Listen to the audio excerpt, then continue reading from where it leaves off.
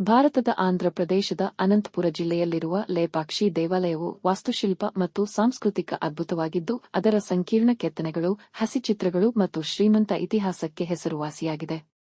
ಈ ದೇವಾಲಯವು ಶಿವನ ಉಗ್ರ ರೂಪವಾದ ವೀರಭದ್ರನಿಗೆ ಸಮರ್ಪಿತವಾಗಿದೆ ಮತ್ತು ವಿಜಯನಗರದ ವಾಸ್ತುಶಿಲ್ಪ ಶೈಲಿಗೆ ಗಮನಾರ್ಹ ಉದಾಹರಣೆಯಾಗಿದೆ.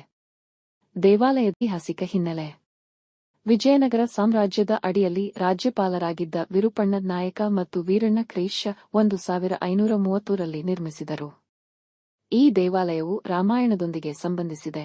ಅಲ್ಲಿ ಸೀತೆಯನ್ನು ರಕ್ಷಿಸಲು ಪ್ರಯತ್ನಿಸುವಾಗ ಪಕ್ಷಿ ಜಟಾಯು ರಾವಣನೊಂದಿಗಿನ ಯುದ್ಧದ ನಂತರ ಬಿದ್ದಿತು ಎಂದು ನಂಬಲಾಗಿದೆ. ಭಗವಾನ್ ರಾಮ ಗಾಯಗೊಂಡ ಜಟಾಯುವನ್ನು ಕಂಡು ಲೇ ಪಕ್ಷಿ ಎ ತೆಲುಗಿನಲ್ಲಿ ಏರಿಕೆ ಹಕ್ಕಿ ಎಂದರ್ಥ ದೇವಾಲಯಕ್ಕೆ ಅದರ ಹೆಸರನ್ನು ನೀಡಿದರು. 2. ವಾಸ್ತುಶಿಲ್ಪದ ಮುಖ್ಯಾಂಶಗಳು. ಮುಖ್ಯ ಗರ್ಭಗುಡಿ ವೀರಭದ್ರನಿಗೆ ಸಮರ್ಪಿತವಾಗಿದ್ದು, ದೇವತೆಗಳ ಸುಂದರ ಶಿಲ್ಪಗಳಿವೆ. ನೇತಾಡುವ ಕಂಬ ಅತ್ಯಂತ ಪ್ರಸಿದ್ಧವಾದ ವೈಶಿಷ್ಟ್ಯಗಳಲ್ಲಿ ಒಂದಾದ ಸಂಪೂರ್ಣವಾಗಿ ನೆಲದ ಮೇಲೆ ವಿಶ್ರಾಂತಿ ಪಡೆಯದ ಕಂಬ. ನಂದಿ ಬುಲ್ ಪ್ರತಿಮೆ ದೇವಾಲಯದ ಸಮೀಪದಲ್ಲಿರುವ ಶಿವನ ಪರ್ವತವಾದ ನಂದಿಯ ದೈತ್ಯ ಏಕಶಿಲೆಯ ಶಿಲ್ಪ. ಇದು 27 ಅಡಿ ಉದ್ದ ಮತ್ತು 15 ಅಡಿ ಎತ್ತರವನ್ನು ಹೊಂದಿದ್ದು, ಭಾರತದಲ್ಲೇ ಅತಿ ದೊಡ್ಡದಾಗಿದೆ. ಕಲ್ಯಾಣ ಮಂಟಪ ಶಿವ ಮತ್ತು ಪಾರ್ವತಿಯರ ವಿವಾಹದ ದೃಶ್ಯವನ್ನು ಬಿಂಬಿಸುವ ಮಂಟಪ. ಹಸಿಚಿತ್ರಗಳು ಮತ್ತು ಭಿತ್ತಿಚಿತ್ರಗಳು, ಛಾವಣಿಗಳು ಪೌರಾಣಿಕ ಕಥೆಗಳು ಮತ್ತು ದಂತಕಥೆಗಳನ್ನು ಚಿತ್ರಿಸುವ ಅದ್ಭುತವಾದ ವರ್ಣಚಿತ್ರಗಳಿಂದ ಅಲಂಕರಿಸಲ್ಪಟ್ಟಿವೆ.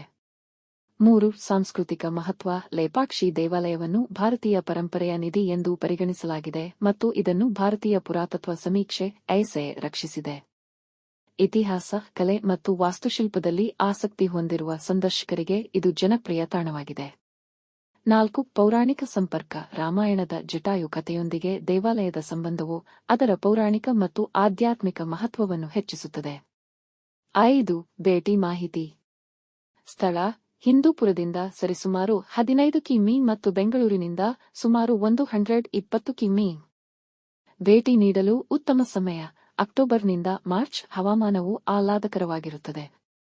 ಲೇಪಾಕ್ಷಿ ದೇವಾಲಯವು ವಿಜಯನಗರ ಕಾಲದ ಕಲಾತ್ಮಕ ಮತ್ತು ಎಂಜಿನಿಯರಿಂಗ್ ಕೌಶಲ್ಯಗಳಿಗೆ ಸಾಕ್ಷಿಯಾಗಿದೆ.